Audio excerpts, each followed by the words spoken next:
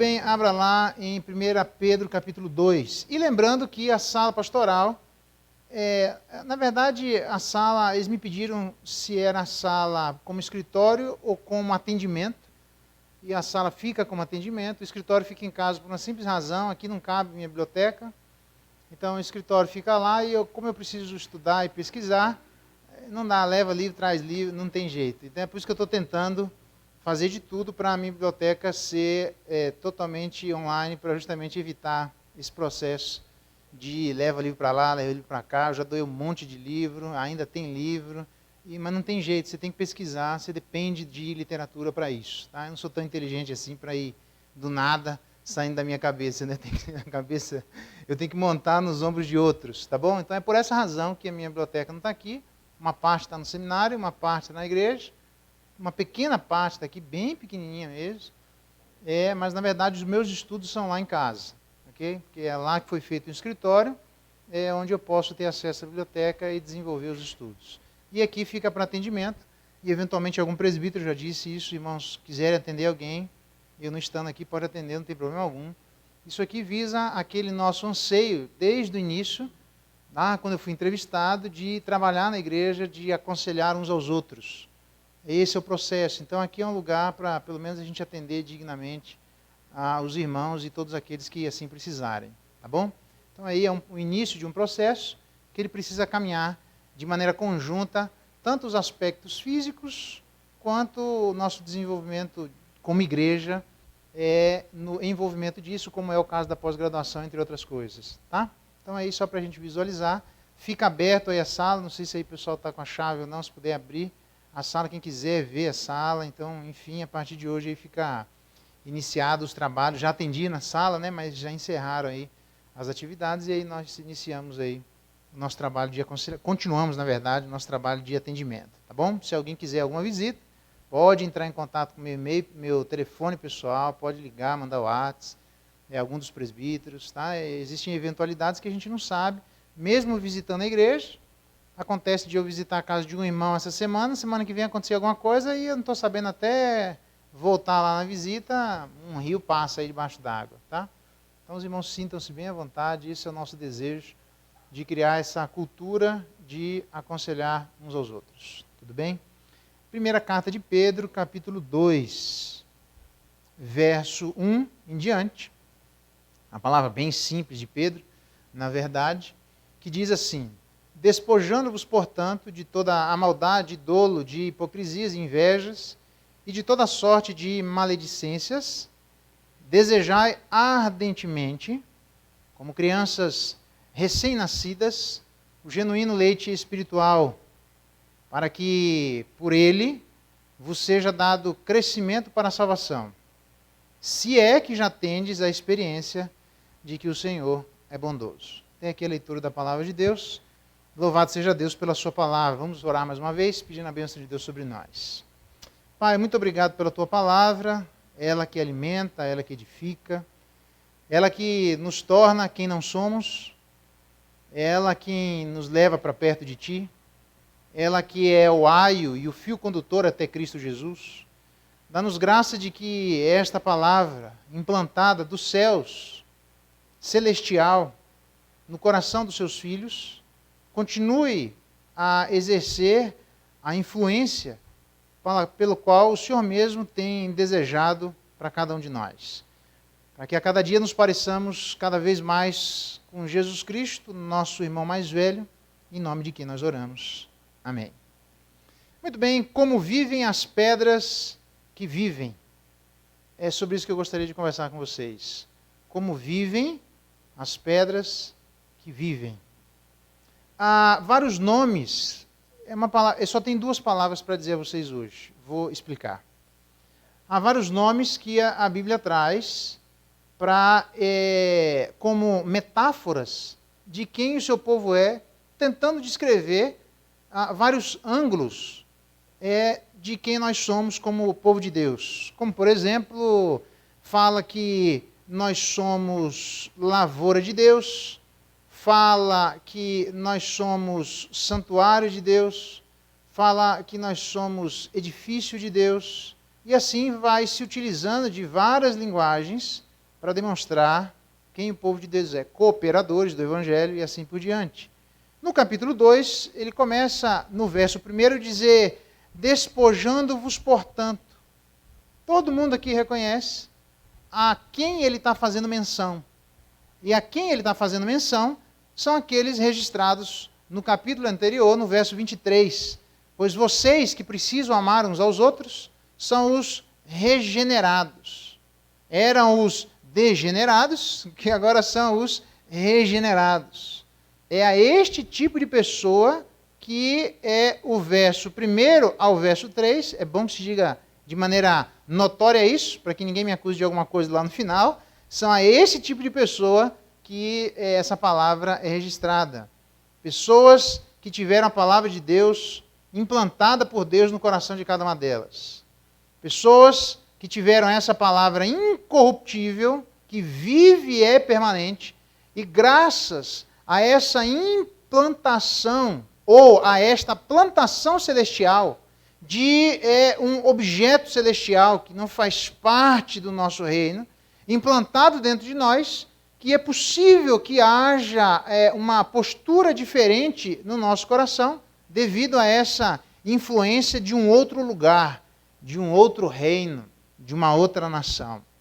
A essas pessoas a quem ele se refere no capítulo 2 como crianças recém-nascidas, que obviamente não são crianças especificamente, mas é mais uma metáfora de assim como as crianças precisam se alimentar do leite, assim são eles os que foram regenerados.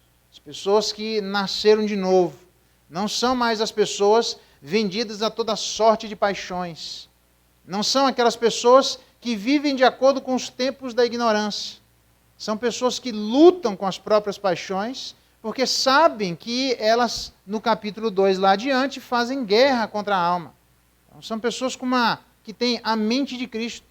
São pessoas que ninguém pode dizer que é de Cristo Jesus se o Espírito de Cristo não estiver nele.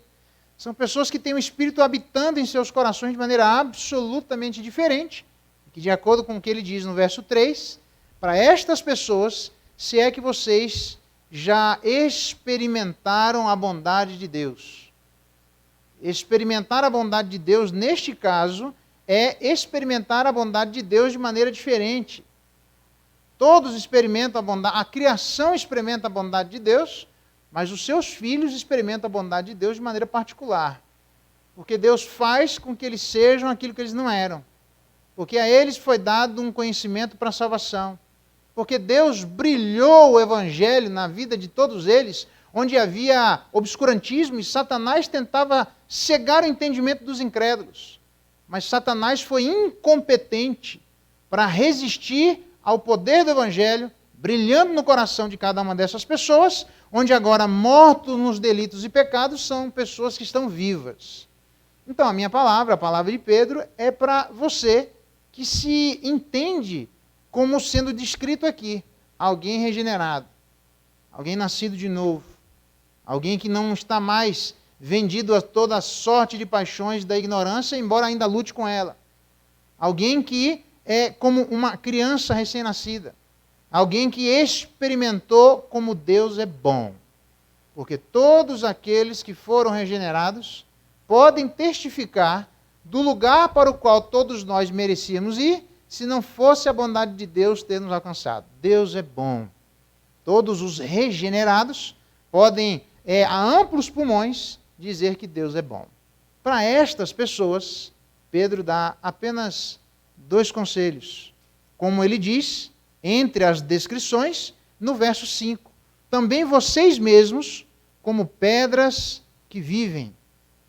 Então Pedro está mencionando estes que são lavoura de Deus, edifício de Deus, santuário de Deus, povo de propriedade exclusiva de Deus, regenerados, vivos e não mais mortos nos delitos e pecados, entre outras coisas, crianças recém-nascidas, experimentaram a bondade de Deus. Ele diz, vocês são como pedras que vivem. É óbvio que Pedro faz bastante isso. Ele está fazendo uma menção aqui do Antigo Testamento, onde Deus havia dito que, no lugar de um coração de pedra, colocaria um coração de carne. Então, para estas pessoas, a metáfora é interessante, porque uma pedra faz uma lembrança de algo morto, mas ele diz, vocês são pedras que vivem, de um novo santuário que Deus está construindo.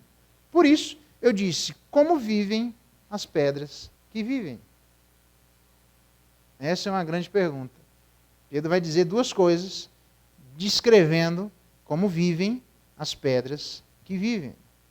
Primeira coisa, claramente falando, é essas pedras vivem eliminando seus pecados. Simples assim.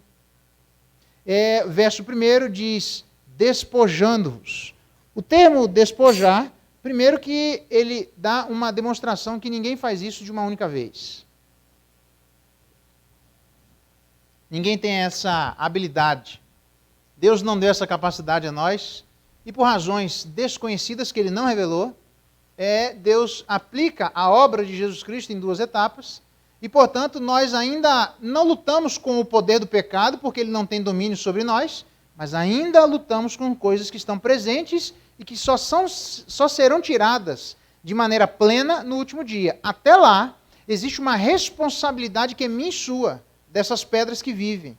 É a responsabilidade de se despojar, de se desvestir. A linguagem, literalmente aqui, é uma linguagem própria de como aconteciam os batismos. Talvez alguns de vocês até conheçam essa prática de gerações anteriores. Quando alguém ia se batizar, ela chegava com as suas roupas, a igreja presenteava com roupas novas, ela tinha que tirar as roupas que elas tinham como uma metáfora ou uma ação simbólica e vestir novas roupas que a igreja dava, como uma demonstração de que precisava se despir das práticas antigas e se vestir de práticas novas. A grande questão é que o erro de muita gente é imaginar que esta ação simbólica precisa acontecer única e exclusivamente no batismo. Isso é um erro. Eu e você vamos precisar travar uma verdadeira guerra entre os mundos, entre dois mundos que ainda habitam dentro de nós. A gente vai precisar, com o tempo, ter a coragem o suficiente, ser macho, ser macha, ter o peito para poder olhar para dentro de si e dizer, isso aqui não deveria estar, isso aqui eu preciso sair, isso aqui precisa ser tirado, e buscar evitar todos os esforços necessários para que este despojamento aconteça. É ou não é verdade? Olha lá no guarda-roupa da sua casa, se não existem roupas que não servem você, que já fazem anos que estão lá, e que você olha no espelho e promete para si mesmo que você vai entrar naquela roupa, não entra, mas não doa para ninguém. A gente tem uma dificuldade enorme de desapego, uma dificuldade enorme de doar, uma dificuldade enorme de soltar, uma dificuldade enorme de se desvencilhar. Uma das práticas que eu gosto de fazer é colocar as roupas de frio no carro e sair andando por aí. No dia que tiver frio, o primeiro que aparecer na frente eu vou dando as roupas. Encontrei um camarada, por incrível que pareça, fez frio lá na época em Cuiabá, mas frio mesmo, 6 graus, assim. 6 graus, mano, aí o negócio está acabando aqui, o Armagedon está acontecendo para mim, né? Porque é muito frio. 6 graus, eu falei, cara, tinha uma galera, eu disse, vocês querem uma roupa que eu tenho para doar? Eu falei, quero. Então vem comigo. Aí vieram a galera, eu só tenho essa daqui. Aí o primeiro que pegou virou pro outro, ó, eu peguei e você não tem, né? E ficou um tirando sarro da cara do outro. Não era esse o objetivo. Mas o objetivo é sempre, teve vezes de eu ficar com uma roupa só de frio. Nunca me faltou roupa para eu me aquecer. Nunca. Não tenha medo de se desapegar daquilo que não lhe pertence. Não tenha medo de se soltar daquilo que não deveria estar em nós e na nossa vida. Despoje-se. Literalmente, jogue fora. De quê? Da maldade. A expressão usada por Pedro aqui é literalmente malícia. Pode colocar na sua Bíblia ali que a maldade é malícia. E a malícia, por definição, é a intenção, o desejo intencional de ferir ou machucar outra pessoa. Você vai dizer, mas normalmente quando a gente machuca alguém, você fala assim, não foi essa a minha intenção. É verdade, a gente pode machucar pessoas sem intenção. Mas não é verdade que todas as machucaduras provocadas por nós podem ser repetidas dessa forma. Porque algumas delas a gente vai precisar ter a coragem o suficiente para olhar para Deus e dizer, de fato, eu tenho intenção de machucar o meu irmão. Deixa eu dar uma espetada nele. E a gente tira até sarrinho entre família, só para ver como é que ele é. Deixa eu botar ele no lugar dele, para ele sentir como é que é. E vai lá e dá uma espetadinha, e a gente diz, meu Deus, lá vem o cavalo, né? Assim, dá só no coice. E a gente vai com malícia no coração. Agora eu pergunto, como é que alguém com uma malícia ainda existente no coração pode praticar aquilo que ele disse nos versos anteriores, que é a filadelfia, o amor entre os irmãos, é a proximidade entre os irmãos, se na nossa proximidade ainda existe malícia dentro de nós. Então, quando existir essa malícia dentro de nós, vai precisar ter muito mais coragem para identificá-la, para assumir que é verdade, para dizer, Deus, me ajuda a me despojar disso que às vezes eu acho que faz parte da minha identidade. Eu canso de dizer que nos Estados Unidos, houve uma época em que esse assunto era bem forte, e sobre a escravidão, e as pessoas diziam assim, a sociedade americana simplesmente não vai aguentar economicamente se nós tirarmos os escravos do nosso meio, com uma tentativa de manutenção da escravidão. Para mostrar que quando a gente olha para um novo olhar, uma nova sociedade, uma nova identidade, às vezes a gente não consegue enxergar a nossa vida sem aquilo. Porque a vida inteira isso fez parte de cada um de nós. A vida inteira a malícia esteve como algo natural. E de repente agora, sem a malícia, você vai dizer, mas como é que eu vou me proteger? Como é que eu vou afastar as pessoas de mim? Como é que eu posso ser essa pessoa pura onde todos vão se aproveitar de mim? Que seja o sofrimento pelas pessoas se aproveitarem de nós, do que o sofrimento de a gente apanhar por ter se aproveitado dos outros. Não só a malícia, mas ele dá o exemplo do dolo. O dolo aqui, literalmente, pode escrever aí, significa engano. Pessoas que são maliciosas, a igreja. E pessoas que são enganadoras. Pessoas que gostam de ludibriar os outros. Pessoas que estão cheias, não é de sendo enganadas, cheias de habilidade para enganar os outros, para trair, para ferir, para serem astuciosas, desonestas, falsas. Então, o exemplo de uma pessoa cheia de engano está lá na vida de um camarada chamado Elifaz. Pensa num cara chato. Elifaz. Elimas. Elifaz é em Jó, é Elimas. Diz o texto assim, para a gente entender o que é uma pessoa cheia de engano. Havendo atravessado toda a ilha até Pafos, encontraram certo judeu, mágico, falso profeta de nome Bar Jesus. Ninguém está dizendo que o camarada não era um falso profeta.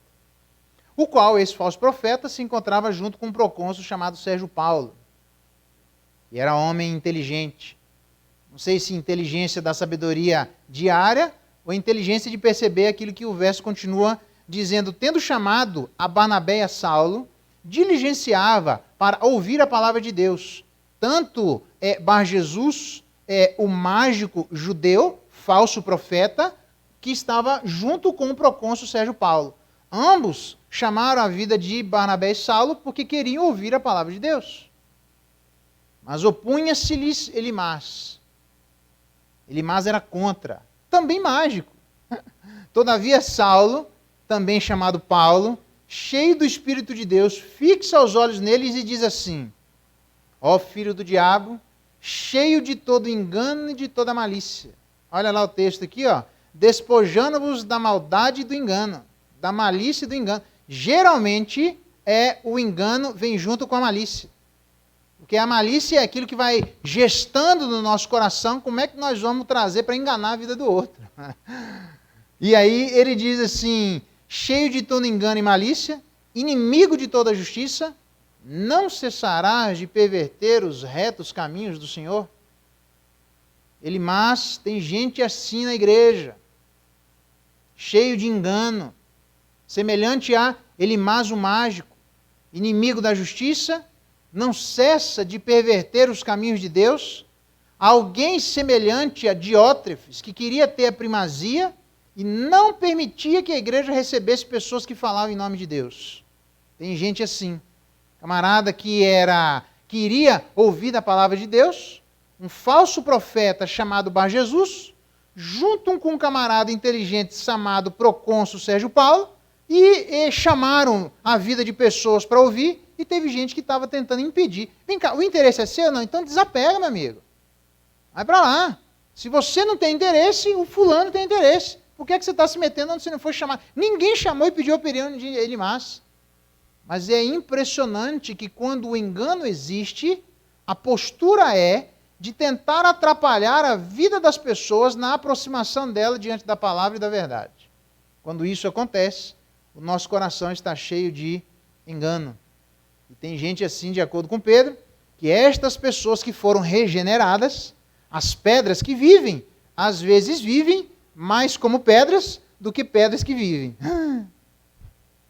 Deveriam viver prestando atenção, eu e você, sobre esta malícia e engano que pode se manifestar na nossa caminhada, porque a gente não vai tirar isso de uma vez só e dizendo, agora estou livre, beleza, é só no céu. Irmão, pode acontecer, quaisquer que seja o tempo da nossa história diante de Deus. É só olhar para a vida das pessoas do Antigo Testamento que se afastaram de Deus na sua maturidade. Se afastaram de Deus porque acharam que estas coisas não mais existiam no seu coração, quando ainda estavam instaladas lá. Isso não é vergonha para cada um de nós, que essas coisas estejam instaladas. Nós nascemos em pecado. A vergonha é a gente querer mascarar isso. É por isso que ele diz. Porque a malícia e o engano às vezes se encontram na igreja, e ele diz a hipocrisia também. Que a hipocrisia é tentar manifestar alguma coisa como se ela não fosse real. A hipocrisia é a falta de sinceridade. A hipocrisia é o fingimento espiritual, ou mais, é uma atitude que não é coerente com aquilo que alguém diz realmente acreditar. Mas como é que você faz uma coisa como essa? Você diz que acredita nisso, mas age desse jeito. Essas coisas não combinam. A crença e a fala estão absolutamente distantes. O hipócrita é justamente quando quer demonstrar que não existe uma distância entre a crença e a fala, quando na verdade aquilo é absolutamente real. Malícia, maldade, engano, hipocrisia, falsidade, inveja. Esse é um tema bastante interessante, porque nem sempre nós reconhecemos que a inveja se estabelece ou existe no nosso coração. Salmo lá 73 diz que ele invejava os arrogantes, o crente, o povo de Deus. Como ele mesmo reconhece, Pilatos, até um ímpio, foi capaz de dizer sobre a postura das pessoas em relação a Jesus Cristo, porque sabia que por inveja o tinha entregado. Agora, preste bem atenção. Inveja de Jesus Cristo exatamente sobre o quê? Que é você desejar aquilo que a pessoa tem. O problema é que Jesus Cristo disse que ele não tinha onde reclinar a cabeça. Materialmente falando, ele não tinha nada. Nasceu de uma manjedoura, precisou de um túmulo emprestado para poder enterrar. Ele não tinha, fisicamente ele era absolutamente pobre, mas reis queriam andar para ouvir a riqueza que existia no coração de Jesus Cristo. Então a pergunta é, o que é que as pessoas invejavam em Jesus Cristo? Não é a inveja da sua vida material, porque ele não tinha vida material para ser invejada. A inveja era do coração. A inveja é daquilo que a Bíblia diz, que Jesus Cristo crescia em graça e em sabedoria diante de Deus e dos homens. Ele ficava cada vez mais bonito. Era alguém que aprendia cada vez mais. Era alguém que refletia perfeitamente quem Deus é. Era alguém que era a plenitude da divindade aqui na terra. Era a encarnação do divino. Era alguém que literalmente mostrou para todos nós o que é ser verdadeiramente humano. Era alguém que literalmente tinha uma personalidade que evocava a atenção das pessoas. A Bíblia diz que Pilatos chegava a ouvir a João Batista de boa mente. João Batista nem era Jesus. João Batista eles ouviam de boa mente. Porque a personalidade da pessoa chama atenção. Porque ela não é impura. Jesus Cristo não tinha essas coisas de se despojar das quais eu e você temos. A fé que Jesus Cristo tinha em Deus não é a fé que eu e você temos em Deus. Porque a nossa fé em Deus é uma fé salvadora. Jesus Cristo não precisava ser salvo de nada, porque ele não fez nada de errado. Por isso ele diz, eu vou para o meu Pai, o vosso Pai, o meu Deus, o vosso Deus. Porque a relação que eu tenho com meu Pai é completamente diferente da relação que vocês têm com o Pai. Aliás, Pai, eu falo essas coisas para que eles percebam, quando ele vai ressuscitar a vida de, como é o nome do camarada? Lázaro, ele diz assim, eu falo só para que as pessoas entendam da relação que eu tenho contigo. Só para que elas percebam que não há impedimento. Só para que elas percebam o que é verdadeiramente ter uma relação com o Pai.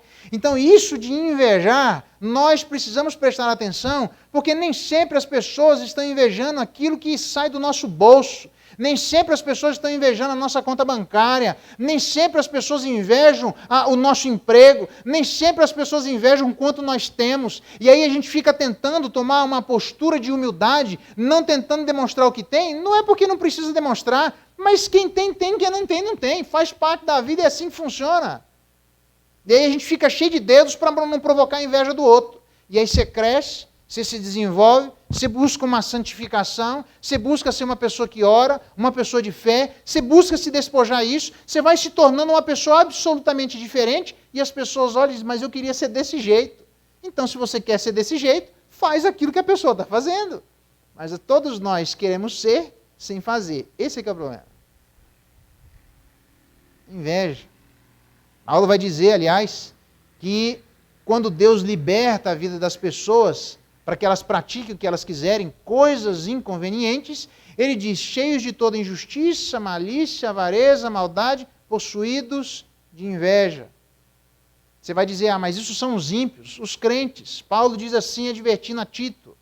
Nós também, veja o que é que Paulo diz, nós também, dizendo a Tito, éramos insensatos, desobedientes, desgarrados, escravos de toda sorte de paixões. Lembra de Pedro? Fuja das paixões da ignorância. E ele diz, escravos de toda sorte de paixões e prazeres, vivendo em malícia e inveja. Nós éramos assim.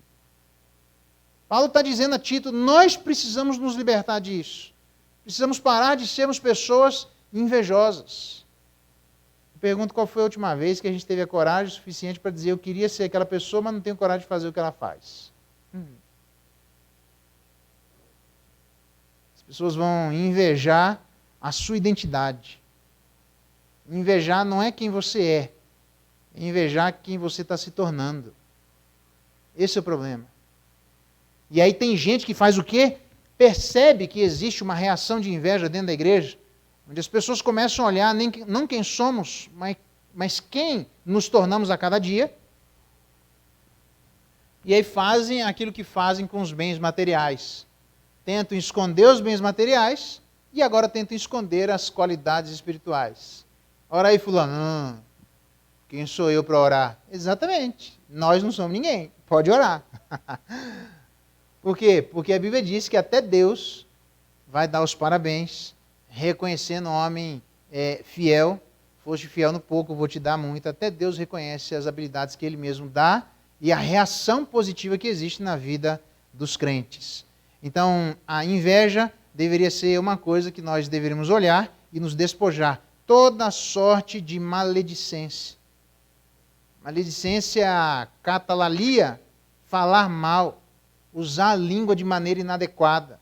Sabendo que a pessoa não pode se defender, literalmente a gente acaba sendo difamador dessas pessoas. A Bíblia diz que Satanás, o nome de Satanás significa difamador. Quando a gente começa a usar de maneira inadequadamente a língua, a gente se parece mais com Satanás do que com o próprio Criador. Por isso a gente deve se afastar dessas coisas. As pedras que vivem devem viver continuamente se despojando disso. Minha palavra é para você que é novo na fé, minha palavra é para você que vai fazer profissão de fé, minha palavra é para todos nós que já fizemos profissão de fé, que já temos um tempo de caminhada, tenhamos a coragem suficiente para olhar e ver quando, eventualmente, pode existir na vida de cada um de nós roupas que não combinam, roupas que não ornam, roupas que são desnecessárias. Ele não diz que é para lutar, ele não diz que é para batalhar, ele diz que é para jogar fora. É simples assim. Se desvencilhe dessas roupas. Davi diz assim, quem, Senhor, habitará no teu tabernáculo? Quem há de morar no teu santo monte? Quem vive com integridade, pratica a justiça e de coração fala a verdade. Quem não difama com a sua língua, não faz mal ao próximo, nem lança injúria contra o seu vizinho. É esse que vai habitar no tabernáculo do Senhor. É esse que vai adentrar no santuário de Deus todos os dias. Não dá para termos esta roupa e aí a gente tem dificuldade obrigatoriamente de fazer o segundo aspecto. Amar aos irmãos é quase que impossível para pessoas que não são regeneradas. Mas para os regenerados é absolutamente dificultado quando esta prática de se despojar não faz parte da nossa realidade.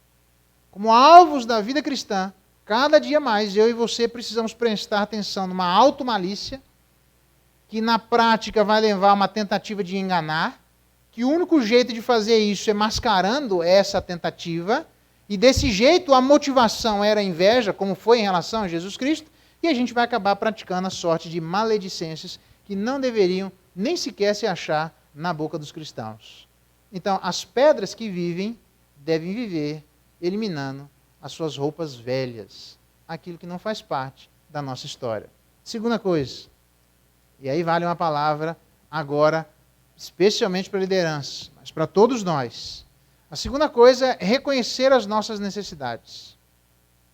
Libertar-nos, eliminar os nossos pecados, reconhecer as nossas necessidades. Que necessidades são essas?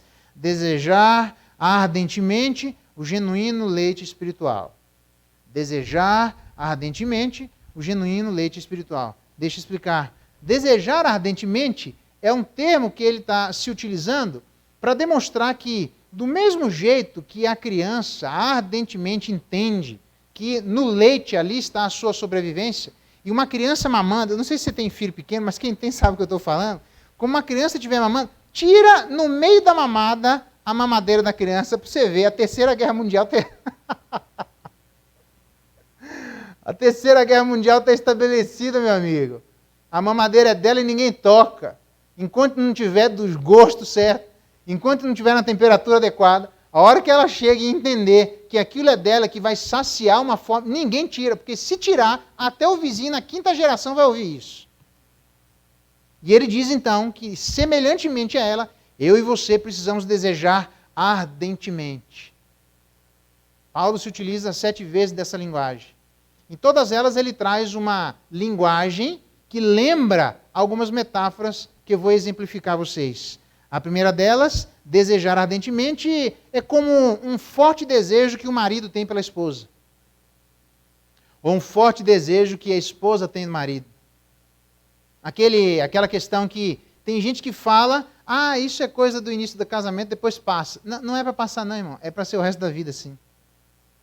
Desejar ardentemente é você sair da casa, é doido para poder voltar, porque você quer ter a presença do seu cônjuge junto com você. Desejar ardentemente o cônjuge é onde você está pensando nele. O que você faz, você dá vontade de ligar para ele ou para ela. Também pode ser um desejo por uma ansiedade causada pela fome extrema. Mais ou menos como acontece quando a gente sai da escola dominical. Nós saímos daqui angustiados, chega em casa e só vai jogando as coisas, eu quero é comer. Não, vamos conversar. Não, agora eu quero almoçar. E aquela angústia, e aquele desespero que vai causando a fome e que impulsiona a gente para algum lugar, isso, em direção ao saciamento daquele desejo. Porque a fome, quando ela bate, ela dói. Quem tem fome extrema sabe disso. Para mim, a melhor propaganda que eu já vi disso é quem tem fome tem pressa.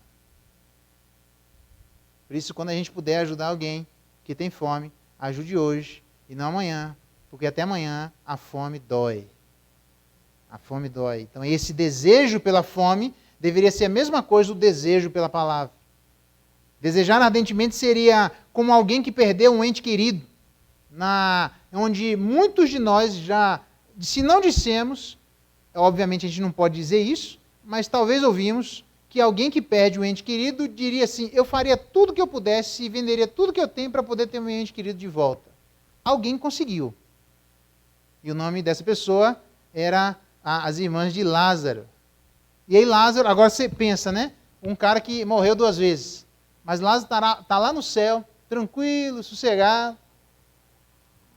Já morreu, já passou, ficou doente, passou por aquele período até chegar à morte. E aí alguém bate nele, viu? é para você voltar lá. Por quê? Porque elas querem você de volta. Mas, meu Deus do céu, eu já morri, mas nem aqui os caras não me largam. Aquela ansiedade. Perdi meu pai, ele tinha 41 anos, fez muita falta. Muita falta. Perdi minha mãe, ela tinha 51 anos, fez muita falta. Eu não tinha nem formado no ministério. Ninguém da minha família foi na minha formatura, faz falta. Se você perder um ente querido, sabe o que eu estou dizendo. Se a gente pudesse, como a gente lembra, de coisas que poderíamos ter feito, de palavras que poderíamos ter dito, de momentos que poderíamos ter vivido, faz falta. E do mesmo jeito que a gente envidaria os esforços necessários para estas pessoas que fazem falta, a gente ter determinadas vivências, assim ele diz, a gente deveria fazer a mesma coisa para que estas vivências com a palavra se manifestassem na nossa vida. É desejo. Deveríamos também desejar, semelhantemente a pais crentes que têm filhos que vão se perdendo. E a gente sabe de pais que sofrem por conta disso, que oram a Deus, que clamam. E não só pais que têm filhos que se afastaram, mas qualquer um de nós que tem entes queridos que estão longe de Deus. E a gente diz, como eu queria que esses entes queridos experimentassem a mesma coisa que eu experimentei, como Deus é bom, experimentassem ser regenerados, experimentassem ver a vida de maneira absolutamente diferente. Saímos da Bahia para Maringá, morávamos em casa de material de construção de 500 metros quadrados de construção, na pobreza, quando fomos morar em Maringá, numa casa de madeira. Aí, mano, foi o fim do poço. Foi lá que eu encontrei Jesus Cristo.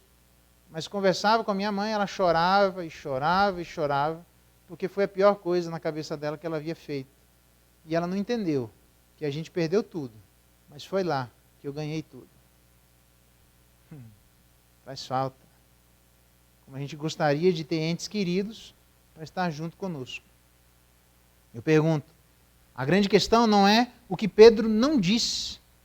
Pedro não disse em relação a essas coisas da palavra que era para ler, que era para estudar, que era para meditar, que era para ensinar, que era para pregar, que era para investigar ou que era para memorizar. Ele não fez nada disso, não é para fazer nada disso. Essas coisas têm o seu lugar. O que Pedro está dizendo é do desejo que move os nossos corações.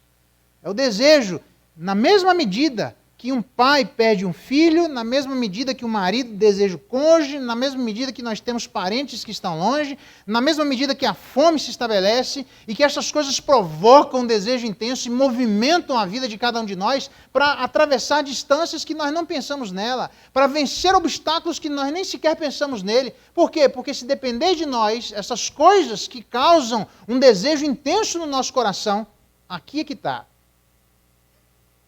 Veja onde é que nós vamos chegar, porque literalmente quem se torna sedento busca oportunidades para saciar o seu desejo.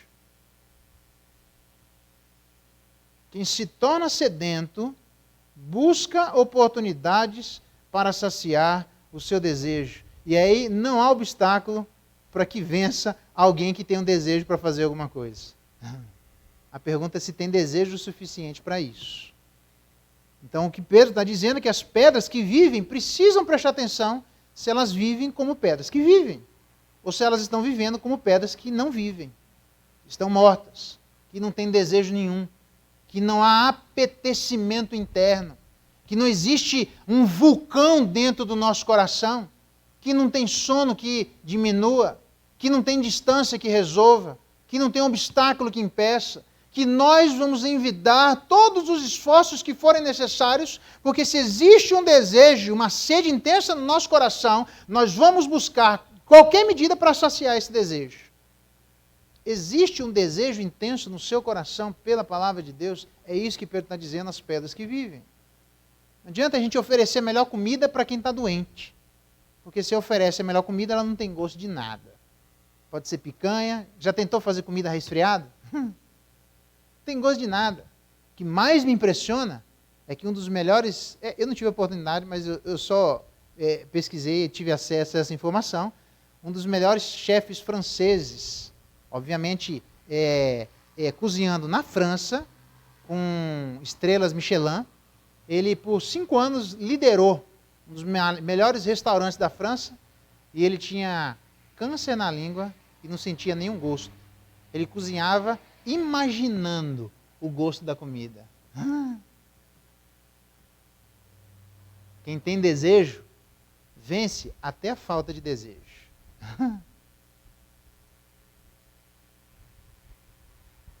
Eu fico olhando, o que nós vamos fazer para atrair as pessoas? Se são pedras que vivem, até aqui, a pergunta é o que elas vão fazer em relação aos seus próprios desejos. Preciso olhar no espelho e dizer, eu desejo? Se não tem mais isso, irmão, faça aquilo que Deus mesmo disse, olha onde caiu e volta ao primeiro amor. Porque o primeiro amor não é para ficar lá no primeiro momento. O primeiro amor é para ser o único amor, o eterno amor e o contínuo amor. É para ter um apetecimento e um desejo eterno pela palavra de Deus. Segunda coisa que ele diz sobre essa questão de reconhecer as nossas necessidades é não só desejar ardentemente, mas o genuíno. Eu gosto dessa palavra genuíno, porque ela significa não adulterado, ela significa não contaminado, ela significa puro, o que traz, em última instância, que não há nada de errado na palavra de Deus. Entretanto, ela pode ser um leite aguado quando for contaminado com a opinião humana, ou pode ser envenenado quando ela for contaminada pela intenção satânica. O que a gente precisa, e aí é a palavra minha para a liderança, e aí é a palavra para qualquer igreja que se diga igreja cristã, precisa haver essa via de mão dupla.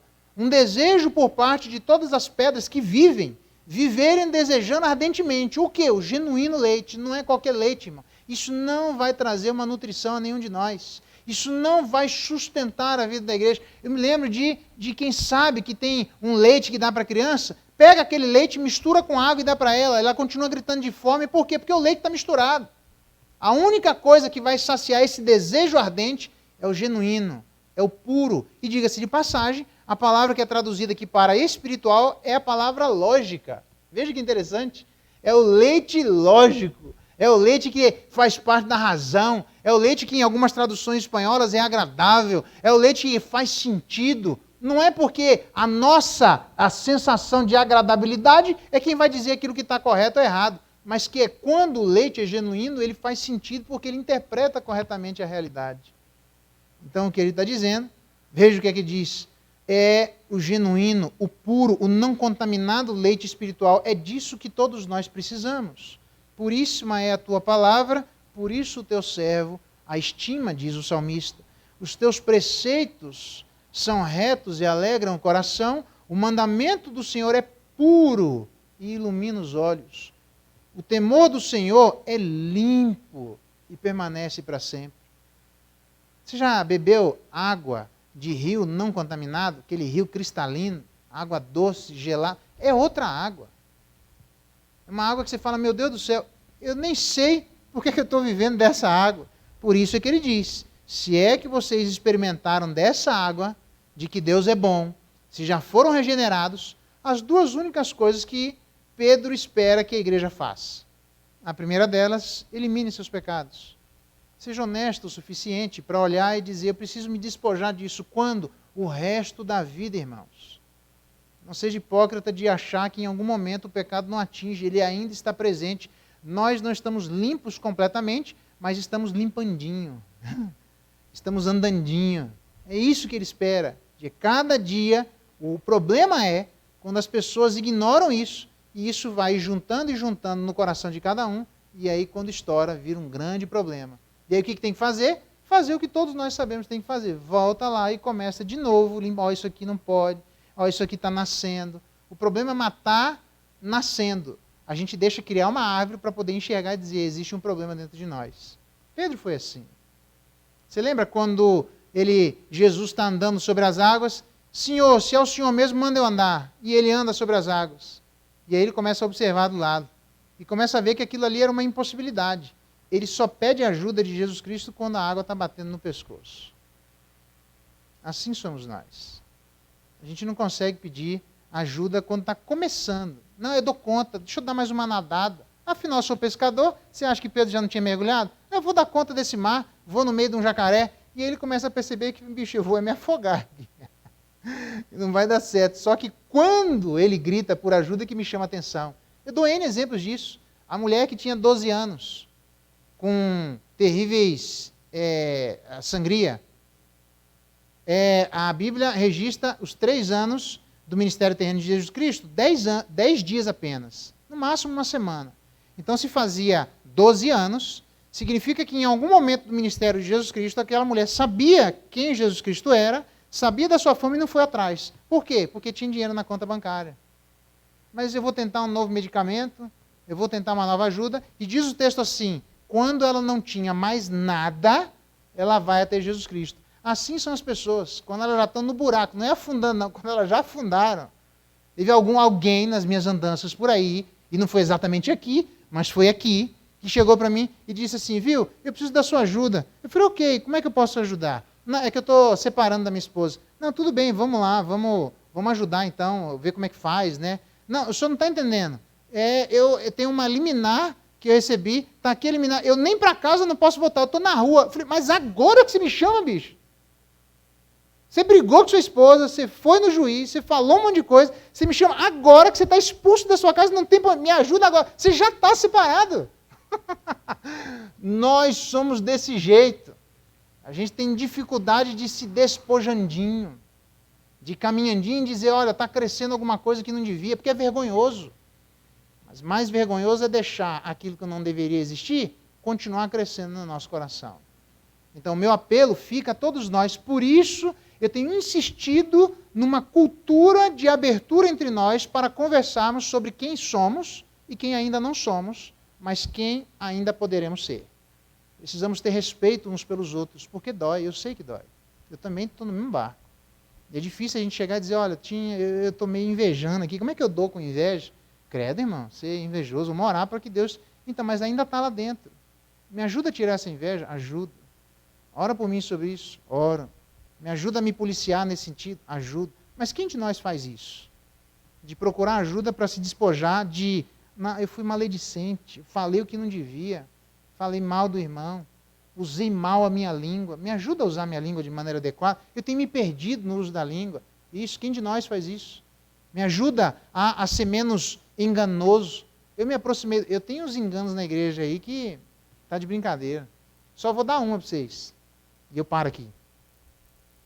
O camarada me vende um carro e aquele carro ele dizia que estava numa condição excelente. Só vou parar por aqui. Nem vou identificar o carro, senão identifica a história. Beleza. Vendi um carro que eu tinha mais caro, comprei um carro mais barato, que eu não quero ficar devendo para ninguém, peguei o carro no sábado.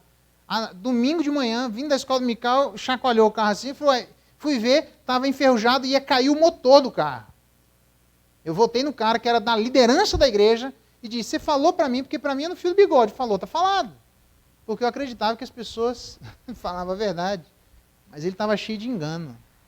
Porque eu perguntei para ele assim, você falou um negócio para mim, mas está enferrujado, vai cair o motor. Isso não foi de ontem para hoje. A ferrugem demorou tempo. Ele disse assim para mim, eu nunca me esqueci, a gente não esquece dessas coisas. Ainda bem que o motor não vai cair na minha mão, vai cair na sua. Eu demorei tempo para digerir isso.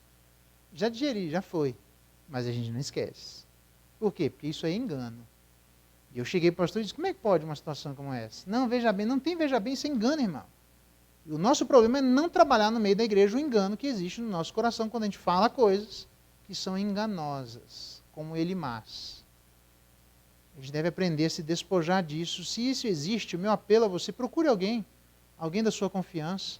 Se não for da liderança, alguém da sua... A Bíblia diz, não é confessar os nossos pecados uns aos líderes. E não tem isso. A Bíblia diz confessar os pecados uns aos outros. Mas a gente precisa da ajuda de irmãos para dizer, irmão, eu estou mal aqui, eu estou fazendo uma lambança, aqui, me dá graça, aqui, tem misericórdia, me dá para me ajudar? Você vai ter que dizer e a gente vai ter que se ajudar nas coisas feias que ainda existem no meu coração e existem no seu coração. Esse é o primeiro apelo. O segundo apelo que eu faço é para uma reflexão se existe esse desejo ardente pela verdadeira palavra de Deus. Você está fazendo o que na igreja? Já parou para pensar nisso? Eu não tenho outra coisa para oferecer se não for aquilo que a palavra de Deus tem para oferecer. É só isso. É simples assim. Se alguém vem para buscar outro alimento, não vai encontrar. Porque o que verdadeiramente alimenta cada um de nós é o genuíno leite racional ou espiritual. É aquilo que faz sentido para o nosso coração. É Jesus Cristo existindo, é Ele morrendo por nós, é Ele dizendo quem somos, é Ele dizendo quem ainda seremos e o que precisamos fazer até chegar nesse novo ambiente. Então, o que Pedro diz, como é que as pedras que vivem devem viver? Eliminando os seus pecados e reconhecendo as suas necessidades. De desejar a palavra de Deus, mas desejar não contaminada, o genuíno leite que alimenta, que de fato vai fazer crescer. Talvez algumas das debilidades existentes em alguns de nós pode ser porque a gente está se desvirtuando e não buscando aquilo que é o leite genuíno. Porque o leite genuíno traz o verdadeiro crescimento. O leite que não é genuíno, ele vai trazer decréscimo, desnutrição e, no final, a morte. Eu encerro dizendo que conheci uma pessoa, estive no velório dela há muitos anos atrás, fez uma determinada cirurgia e as pessoas pensavam que ela estava emagrecendo devido à cirurgia que era para isso. O problema é que fizeram demais. Alguma coisa não deu certo. E ela simplesmente não mais absorvia nada do que alimentava. E ela foi emagrecendo, desnutrindo, até morrer. Se a gente não se alimentar daquilo que verdadeiramente é a palavra, a gente vai emagrecer, até morrer. Ele diz assim, para que por ele vos seja dado crescimento para a salvação. Graças a Deus eu disse que são os regenerados. Então a gente vai encontrar salvação, os regenerados. Mas o caminho até lá precisa ser assim. Se despojando, eliminando e se alimentando daquilo que Deus tem para nos oferecer. Vamos orar, pedir a bênção de Deus e para cada um de nós, para perceber se esses desejos ardentes ainda existem. Que, diga-se de passagem, não são uma opção. Na verdade, eles são uma obrigação. É para desejar. Então, coloca diante de Deus o seu coração. Você que está presente, você que está aí remotamente, coloca diante de Deus. Só Deus pode trazer esse tipo de postura a todos nós. Um desejo ardente pela palavra de Deus. Pai bendito, obrigado pela sua palavra. Louvado seja o teu nome. Obrigado porque com clareza, Pai, ela demonstra para cada um de nós as duas coisas que as pedras que vivem devem viver. Dá-nos a graça de, à medida que caminhamos na tua presença, se aparecem roupas velhas, nos ajuda a jogarmos fora, a nos despojarmos. Isso é na caminhada, Deus, na caminhada junto contigo. Deus tem misericórdia porque às vezes temos vergonha daquilo que sentimos, mesmo errado. É para ter vergonha, mas é para ter uma postura correta diante desses erros. Pedir ajuda para ti, pedir ajuda para outras pessoas que o Senhor coloca ao nosso redor, para nos ajudarem a jogarmos a roupa velha fora. Mas também, ó Deus, em nome de Jesus, clamamos para que não só essa roupa velha seja jogada fora, mas para que esse novo desejo brote. Jamais vai brotar se existir uma roupa velha. Quando essa roupa velha for desvencilhada, a gente vai ter facilidade, Pai, de amar uns aos outros. A gente vai ter facilidade de amar ardentemente o irmão e desejar ardentemente a tua palavra. Dá-nos graça para que sejamos uma igreja de pessoas desejosas daquilo que vem do céu, do genuíno leite espiritual, daquilo que verdadeiramente alimenta. Dá-nos esse desejo. Não é a leitura, não é a pesquisa, não é a oração, não é a meditação, não é a reflexão, não é a pregação, nem é a evangelização. Todas essas coisas têm seu lugar, mas dá-nos o desejo. Não permita, em nome de Jesus, ó Deus, que nenhum de nós aqui venhamos a ser afetados de tal maneira que o apetecimento pela tua palavra nos falte.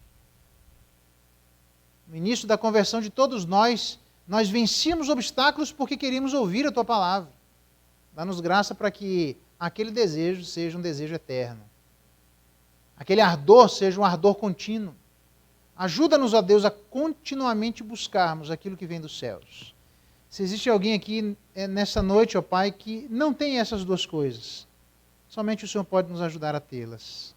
Dá-nos graça, fortalece o nosso coração, para que mais e mais aquilo que vem do céu encha as nossas vidas. E possamos ser pessoas novas. Pessoas com roupas novas, pessoas com desejos novos e pessoas com desejos contínuos, e que encontram todos eles o alimento verdadeiro daquilo que vem do céu. Santifica-os na verdade, a tua palavra é a verdade. Ajuda-nos nisso, é a nossa oração em nome de Jesus. E agora, irmãos, que a graça de nosso Senhor Jesus Cristo, o amor de Deus, nosso eterno Pai, a comunhão, a consolação e a bênção e a presença benéfica do Espírito Santo de Deus estejam com vocês, irmãos, e sobre todo o povo de Deus espalhado pela face da terra, hoje, pelos séculos dos séculos. Amém.